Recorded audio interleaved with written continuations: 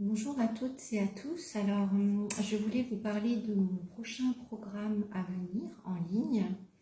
Ça me semblait plus pertinent de mettre des mots en vidéo que sur l'écrit. Donc, il s'agit d'un programme de 13 semaines. Donc, c'est un programme qui a déjà été délivré l'année dernière. Donc, c'est une nouvelle itération avec une nouvelle cohorte de personnes. C'est un programme qui est destiné aux personnes qui se lancent dans l'entrepreneuriat au niveau de l'activité et du bien-être. Donc cela peut être des personnes déjà en activité qui ont des difficultés à faire procréer leur activité, ou encore des personnes qui en sont aux prémices du démarrage de leur activité.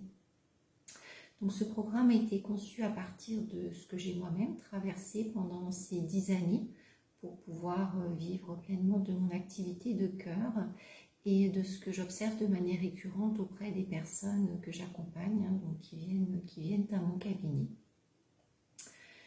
Ce programme va démarrer le 17 mai, donc jusqu'au 18 octobre.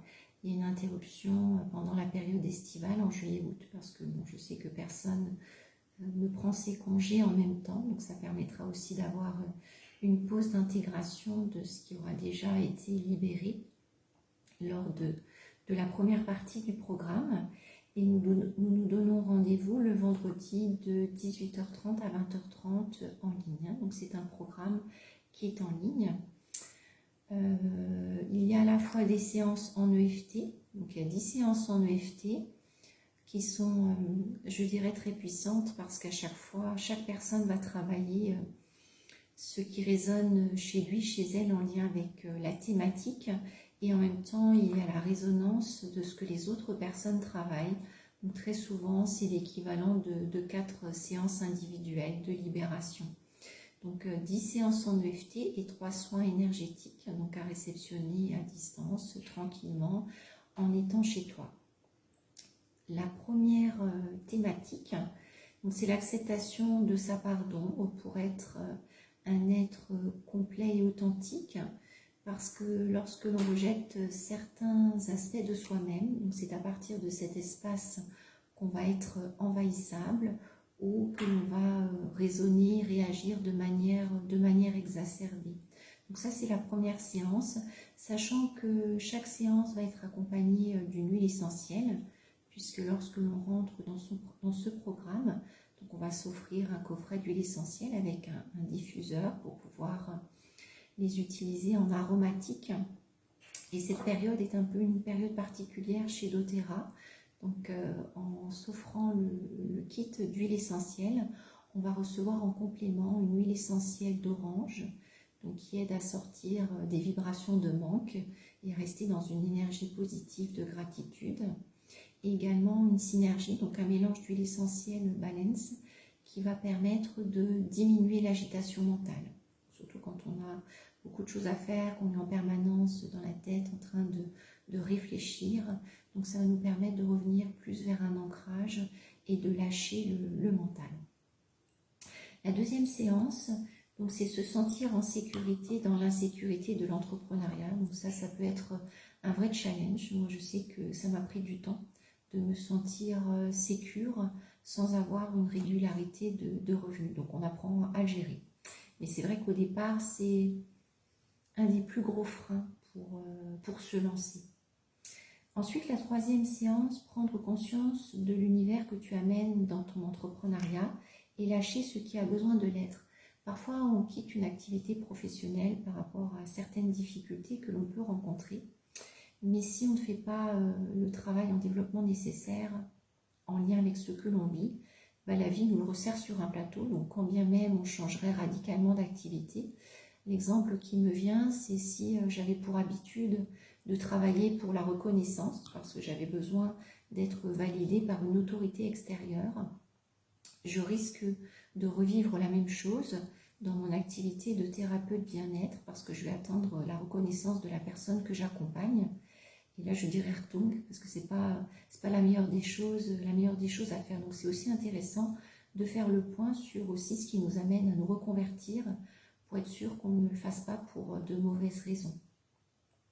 La quatrième séance, c'est prendre une certaine distance par rapport aux projections de notre entourage sur le fait que l'on se lance dans l'entrepreneuriat. Donc il y a des personnes autour de nous qui peuvent être des piliers solides et puis d'autres qui ne voient pas forcément d'un très bon œil qu'on se reconvertisse. Donc c'est aussi à prendre de la distance par rapport à ça et ça va nous aider à développer une foi intérieure, je dirais, inébranlable pour pouvoir rester dans son axe, dans son intention d'entreprendre, quoi qu'en dise l'entourage. Ensuite, la cinquième séance, est-ce facile pour toi de parler de ton activité, viens déposer tes blocages. C'est vrai qu'en se reconvertissant, surtout dans le domaine du bien-être, pour ma part, j'ai troqué mon diplôme d'ingénieur en chimie en métallurgie pour un diplôme de sophrologue. Et ça n'a pas forcément la même notoriété, donc ça peut susciter des commentaires autour de soi. Et on peut aussi ne pas oser parler d'activités qui sont un peu plus nébuleuses, quand bien même elles commencent à être pour certaines reconnues, comme la sophrologie, puisqu'elles font partie des thématiques du financement autour du plan bien vieillir national. Donc malgré ça, moi j'ai déjà entendu, est-ce que tu fais partie d'une secte, quand bien même c'est une pratique qui commence à être reconnue. Et on peut aussi, donc par rapport à ça, avoir peur d'en parler. Donc ça va être un peu problématique parce que si on souhaite vivre de son activité, ça nécessite d'en parler. Et puis on peut ne pas être à l'aise avec le fait de se rendre visible. Donc ça c'est un sujet que l'on va travailler. Ensuite, la sixième séance, je fais la paix avec mon juge intérieur, je me laisse respirer.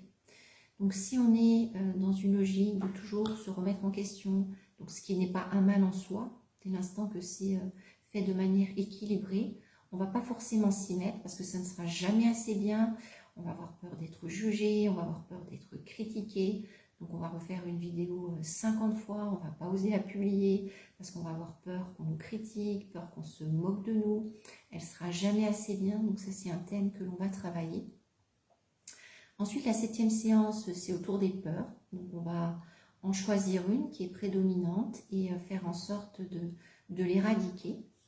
Ensuite, on va travailler la procrastination parce que quand on est entrepreneur, on n'a pas un cadre de travail identique quand on est salarié. Et la procrastination va souvent cacher une forme d'évitement. En fait, on va éviter de se confronter à nos peurs. Donc, on va toujours trouver de bonnes excuses. J'ai ça à faire, j'ai ci à faire, j'ai pas envie, je ne m'y mets pas. Donc, derrière la procrastination, il peut y avoir plein de choses. On ne va pas forcément oser passer à l'action. Donc, on va aller explorer ça dans le cadre d'une séance. Ensuite, la neuvième séance, je fais confiance à la vie, je suis guidée et protégée. Alors, ça peut paraître un peu gentillet, mais en même temps, parfois ça fait du bien de se le rappeler. Une des premières fois où j'ai commencé à expérimenter ça, c'est justement au moment de quitter mon entreprise, puisque c'était une période où il y avait un plan. Et moi, ça correspondait à une période où j'étais responsable qualité. On était sur le point de passer un audit qualité. Et je ne voulais pas partir avant d'être allée au bout de ce que j'avais à faire, parce que c'est important pour moi.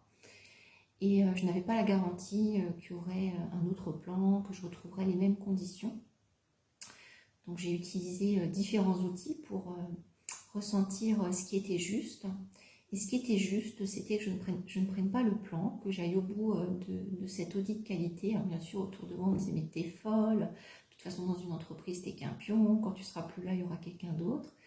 Quand bien même, ça semblait juste que j'aille au bout de ce que j'avais à faire. Et donc, j'ai suivi les ressentis que j'avais, les informations que j'avais. J'ai refusé, enfin, j'ai pas pris le plan.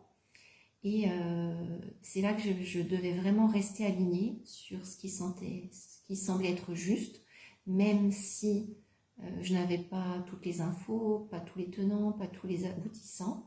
Donc c'est là que j'ai commencé à avoir une foi, je dirais, inébranlable, sans toujours savoir si c'était juste ou pas.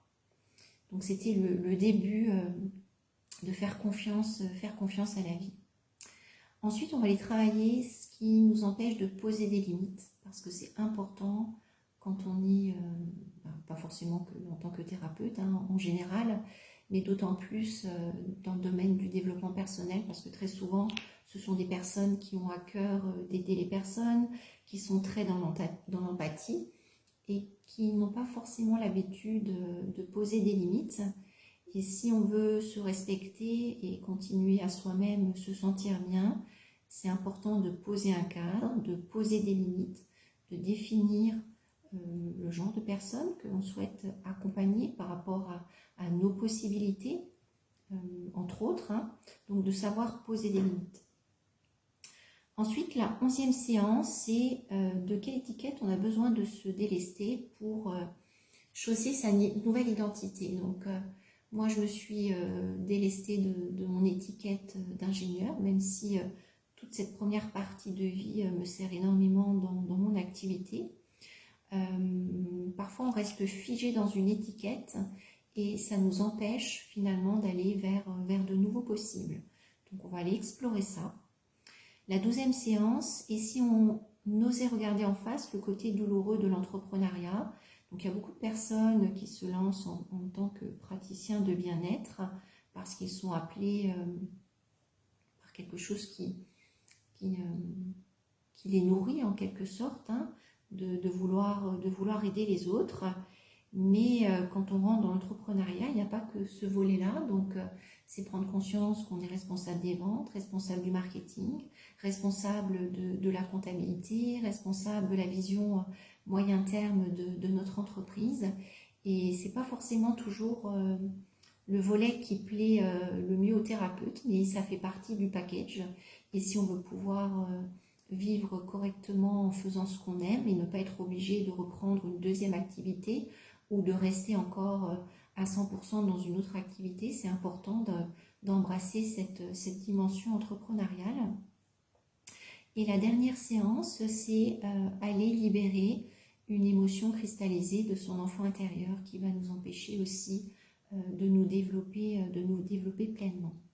Donc, lorsque l'on rejoint ce programme, sous certaines conditions, on reçoit également donc, mon livre qui va apparaître au second semestre, un roll-on d'huile essentielle qui concourt à nous soutenir dans la manifestation de notre vision, et des séances de sophrologie, j'allais oublier. Donc, quand on rentre dans ce programme, on s'offre un kit d'huile essentielle et il y a une séance de sophrologie adaptée à chaque huile essentielle pour vraiment rentrer dans la profondeur émotionnelle et vibratoire de ce que propose l'huile essentielle ou la synergie.